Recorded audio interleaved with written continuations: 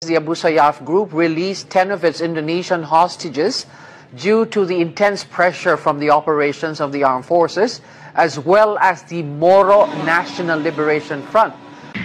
Tingin ko, ito'y dahil sa pressure from the military operations jointly with the MNLF.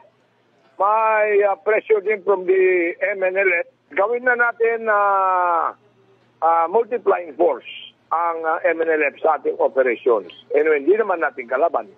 MNLF spokesperson Attorney Emmanuel Fontanilla says they were able to rescue 2 Swiss nationals and 1 Dutch last night. He adds the MNLF has taken over some of the bases of the Abu Sayyaf and was able to capture 6 bandits. The MNLF says the group is also exerting all efforts to rescue Jordanian journalist Bakr Atyani. Nasawi sa bakbakan ng 4 na miyembro ng MNLF o Moro National Liberation Front na tumutulong sa pagtugis sa mga Abu Sayyaf.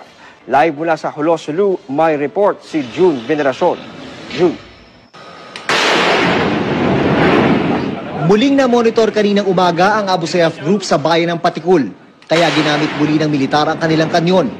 Sa pagkakataong ito, mas malakas at mas mapaminsala kumpara sa kadalasang ginagamit na kanyon. Pero ang nagkabakbakan ngayong araw ay ang Abu Sayyaf at mga fighters ng Moro National Liberation Front na tumutulong sa gobyerno para ma-rescue ang mga natitirang bihag ng Abu Sayyaf.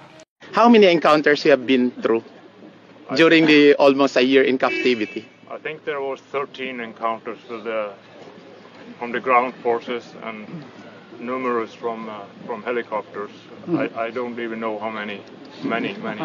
You have told us that it saved 1 bullet from the helicopter? One went into my backpack. Oh. And I was able to retrieve that bullet and I keep it as a souvenir. I like to extend thank you to the chairman and all his people, the President Duterte and everybody else who has worked hard to make my release possible and for saving my life. I'm very grateful for being alive. And now I came here, foremost in my mind is, how can we help our president finish his job?